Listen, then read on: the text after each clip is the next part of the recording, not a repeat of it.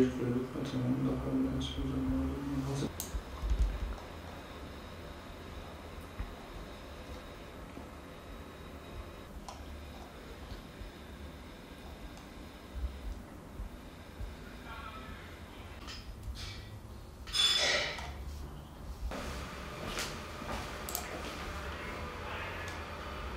Öncelikle öğretmen atamalarında daha önce nasıl bir düzenleme vardı bundan bahsetmek gerekir.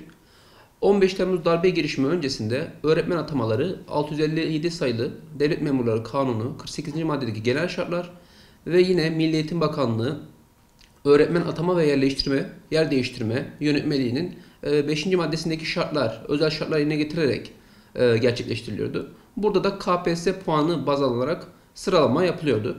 15 Temmuz darbe girişimi sonrasında ise çıkarılan 652 sayılı KHK ile yeni bir ek şart getirildi. Bu şartta sözlü sınav adıyla veya genel kullanımında olduğu gibi mülakat adıyla adlandırıldı. Sözlü sınavda adayların 60 puan almasıyla başarılı sayılacağı kabul edildi. 60 puan altında alan adaylar ise başarısız olarak kabul edilip tercih hakları elinden alınmış oldu. Örneğin bir aday KPSS'de kendi alanında birinci olsa dahi puanı, sözlü sınav puanı 60 puan aşağısında ise tercih yapma hakkı bulunmuyor. Bu yeni düzenleme ile KPSS puanına göre adaylar sıralanarak 3 katı kadar aday sözlü sınavlara çağrılmaya hak kazanıyor.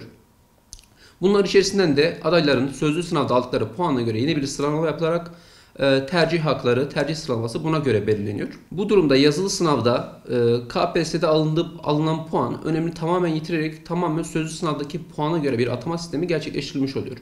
Her ne kadar KPSS'nin liyakati belirleyici özelliği tartışmalı olsa da en azından belirlenebilir, somut bir şekilde denetlenebilir bir sınavdır. Ancak sözlü sınavda ise tamamen adaylar sınav komisyonunun adaletine terk edilmektedir.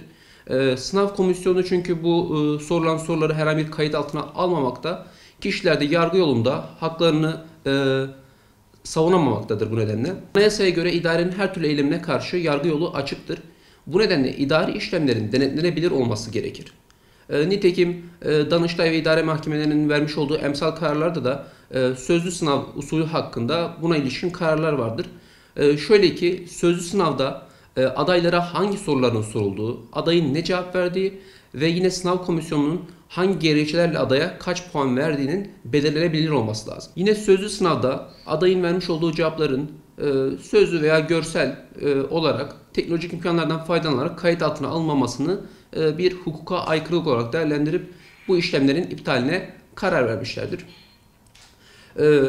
Uygulamada görüldüğü üzere sözlü sınav bir ön eleme şeklinde gerçekleşmekte. Yani güvenlik ve arşiv araştırması olumsuz sonuçlanan adayları bir ön elemeden geçirmek için bir sözlü sınav kurumu ihdas edilmiş.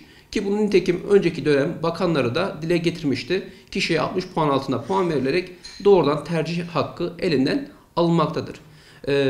Liyakatin sağlanabilmesi için bu sistemin tamamen kaldırılması gerekmektedir.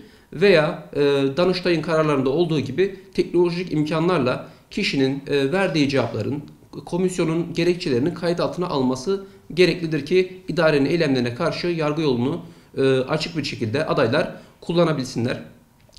Adaylar bu durumda peki ne yapmalıdır? Eğer ki almış oldukları puandan, yani almış oldukları KPSS puanından çok aşağıda bir puan ile sözlü sınavda elenmişlerse bu durumda hak düşürücü sürelerini geçirilmeden ivedilikle yargı yoluna başvurarak haklarını talep etmelidirler.